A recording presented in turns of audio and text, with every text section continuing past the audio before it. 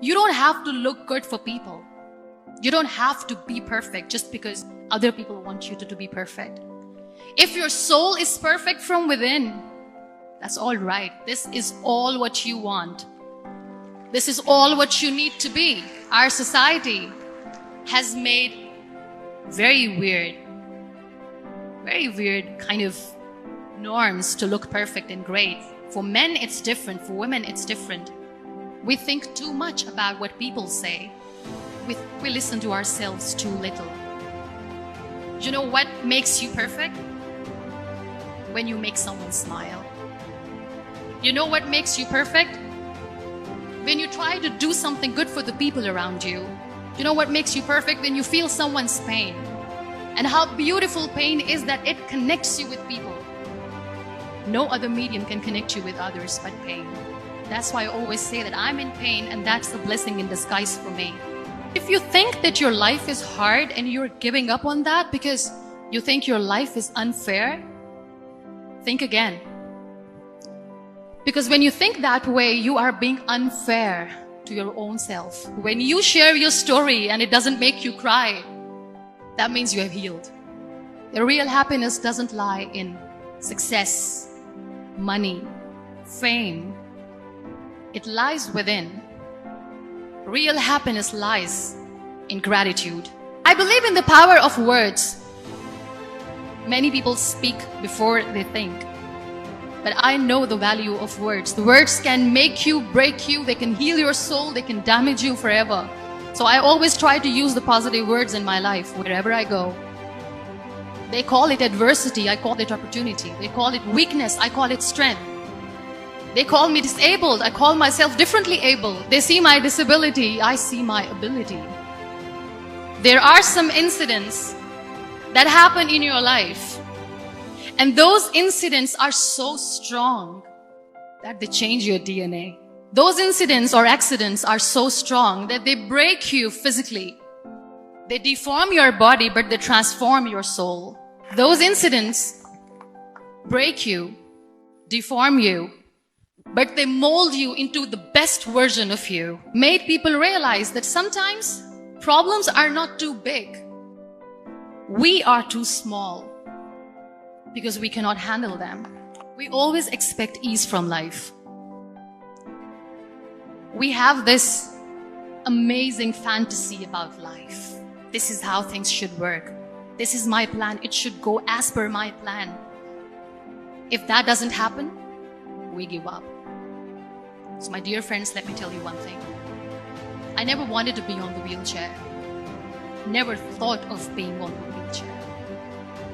I was always aspiring to do bigger things, but had no idea that for that I have to pay the price to be where I am today. It's a very heavy price. This life is a test and a trial, and tests are trials are never supposed to be easy. So when you're expecting ease from life, and life gives you lemons, then you make the lemonade, and then do not blame life for that, because you were expecting ease from a trial. Trials make you a stronger, better person. It is okay to be scared. It is okay to cry. Everything is okay, but giving up should not be an option. They always say that failure is not an option. Failure should be an option, because when you fail, you get up, and then you fail, and then you get up, and that keeps you going. That's how humans are strong. Failure is an option, should be an option, but giving up is not. Never. We have this thing in minds. We call it perfection. We want everything perfect. We want ourselves to be perfect. There is this image in our head about everything. Perfect life, perfect relationships, perfect career, perfect amount of money that we need to earn no matter what. Nothing is perfect in this world. We all are perfectly imperfect, and that is perfectly all right. That's all right. We were sent here not to become the perfect people. Those people who tell you how to look perfect, even those people are imperfect. Trying to fight this fear of looking imperfect. In all those imperfections, you have to listen to your heart. We are all in pursuit of something in life. Some people chase fame. Some people long to have more and more money.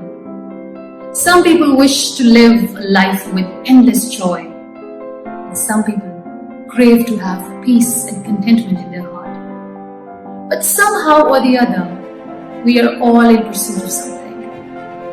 And in this pursuit, we tend to forget to celebrate what we have in this very moment. This beautiful gift called life. I receive so many messages, so much love from all of you, and so many prayers. I also hear people saying that we want Muniba to walk again. We wish and pray that you walk someday, you stand with your family and friends. And when I look at them, I say Amen. But deep inside, I ask myself that, is this something that I truly wish for? To be honest, no. Because I have accepted myself the way I am. I have made peace with the reality that this wheelchair is my reality. It's the part of my body now, and I'm totally fine with it. You must have heard a word, or maybe you must have read it somewhere. Disability, or a person with disability. Being a wheelchair user myself, I don't believe in the word disability or a disabled person. And I'll tell you why. Every time I read this word somewhere, or if I hear it, I cringe a bit. Because every time if we put the word "this" with someone's ability, we are knowingly or unknowingly questioning their abilities. You see, we live in a world which tends to celebrate sameness. And let's be honest, this world is still trying to figure out how to accept people who are unique, people who are differently able. So when we diss someone's abilities, it doesn't seem right. It doesn't sound polite. It doesn't sound respectful. So this word disability or a person with disability does not exist in my dictionary. Let's delete it from our dictionaries. Let's change the narrative. Now is the time. Every step that I take in my wheelchair and every word that I will say, it's going to pave a path for those who want to do something in life. People who have the courage and resilience to face the adversity. And also, it's going to pave the path for those who are ambitious. Life is a trial. And with time you realize that. I was 18 years old when I got married. And this thing I'm sharing for the very first time on an international level. I was 18 years old when I got married. I belonged to a very conservative family, a Baloch family, where good daughters never say no to their parents. My father wanted me to get married. And all I said was, if that makes you happy, I'll say yes. And of course, it was never a happy marriage. Just about after 2 years of getting married, about 9 years ago, I met a car accident.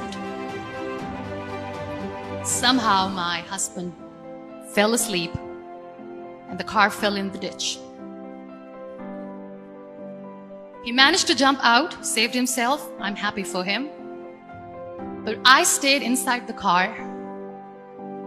and I sustained a lot of injuries. The list is a bit long. Don't get scared. I'm perfectly fine now. Radius ulna of my right arm were fractured. The wrist was fractured. Shoulder bone and collarbone were fractured. My whole rib cage got fractured. And because of the rib cage injury, lungs and liver were badly injured. I couldn't breathe. I lost urinary bowel control. That's why I have to wear the bag wherever I go. But that injury that changed me and my life completely as a person and my perception towards living my life was the spine injury. 3 vertebrae of my backbone were completely crushed and I got paralyzed for the rest of my life. One day, doctor came to me and he said, well, I heard that you wanted to be an artist, but you ended up being a housewife. I have a bad news for you. You won't be able to paint again because your wrist and your arm are so deformed, you won't be able to hold a pen again. And I stayed quiet. Next day, doctor came to me and said, your spine injury is so bad, you won't be able to walk again. took a deep breath and I said, it's all right.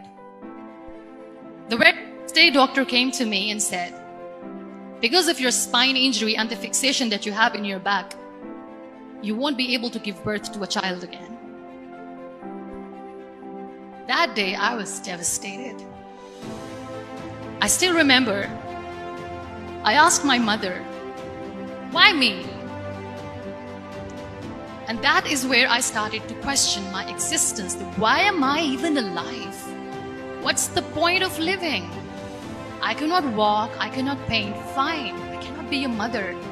And we have this thing in our heads, being women, that we are incomplete without having children. I am going to be an incomplete woman for the rest of my life. What's the point? People are scared. They think I will get divorced. What is going to happen to me? Why me? Why am I alive? We all try to chase this tunnel. We all do this because we see light in the end of the tunnel, which keeps us going. My dear friends, in my situation, there was a tunnel that I had to roll on, but there was no light. And that is where I realized that the words have the power to heal the soul. My mother said to me, this too shall pass. God has a greater plan for you. I don't know what it is, but He surely has. I was discharged and I went back home. And I went back home and I realized that I have developed a lot of pressure ulcers on my back and on my hip bone. I was unable to sit. There were a lot of infections in my body, a lot of allergies. So doctors wanted me to lie down on the bed straight for not 6 months, for not 1 year, for 2 years. I was bedridden, confined in that one room, looking outside the window, listening to the birds chirping and thinking maybe there will be a time when we'll be going out with the family and enjoying the nature. That was the time where I realized how lucky people are, but they don't realize. There are always turning points in your life. There was a rebirth day that I celebrated. After 2 years and 2.5 months, when I was able to sit on a wheelchair, that was the day when I had the rebirth. I was a completely different person. I still remember the day I sat on the wheelchair for the first time, knowing that I'm never going to leave this, knowing that I won't be able to walk for the rest of my life. I saw myself in the mirror and I talked to myself. And I still remember what I said. I cannot wait for a miracle to come and make me walk. I cannot sit in the corner of the room crying, cribbing and begging for mercy because nobody has time. So I have to accept myself the way I am. The sooner the better. And that day I decided that I'm going to live life for myself. I am not going to be that perfect person for someone. I am just going to take this moment and I will make it perfect for myself. And you know how it all began? That day I decided that I'm going to fight my fears. We all have fears. Fear of unknown, fear of known, fear of losing people, fear of losing health, money. We want to excel in career, we want to become famous, we want to get money. We are scared all the time. So I wrote down one by one all those fears. And I decided that I'm going to overcome these fears one at a time. You know, when you end up being on the wheelchair, what's the most painful thing? That's another fear that people on the wheelchair, or the people who are differently able, have in their hearts, but they never share. I'll share that with you. The lack of acceptance. People think that they will not be accepted by the people because we, in the world of perfect people, are imperfects. You all are thriving in your careers. You have bigger dreams and aspirations in life. Always remember one thing. On the road to success, there is always we, not me. Do not think that you alone can achieve things. No. There is always another person who is standing behind you, maybe not coming on the forefront, but behind you, praying for you and supporting you. Never lose that person. Never. When you think your glass is half empty, come on, your glass is half full. It's all in here and here. There are so many people in the world who are dreaming to live a life that you are living right now. You have no idea. Embrace each and every breath that you are taking. Celebrate your life. Live it. Don't die before your death. We all die. We live this one routine of a day for 75 years and we call it life. No, that's not life. If you're still thinking why you have been sent here, if you're still juggling with the concept of why you are here, you haven't lived yet. You work hard, you make money, you do it for yourself. That's not life. You go out, you seek for people who need your help, you make their lives better.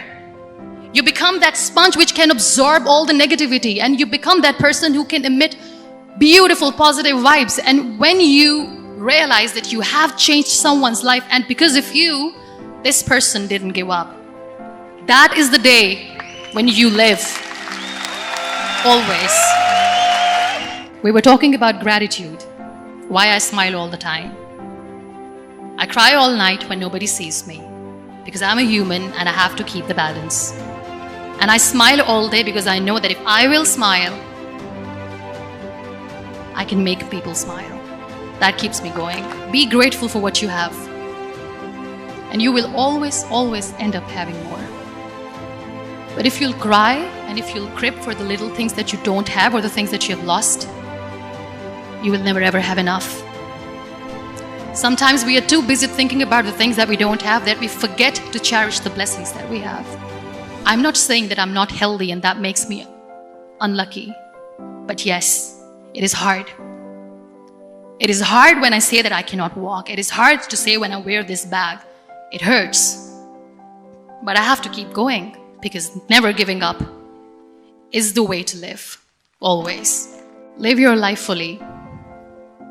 Accept yourself the way you are. Be kind to yourself.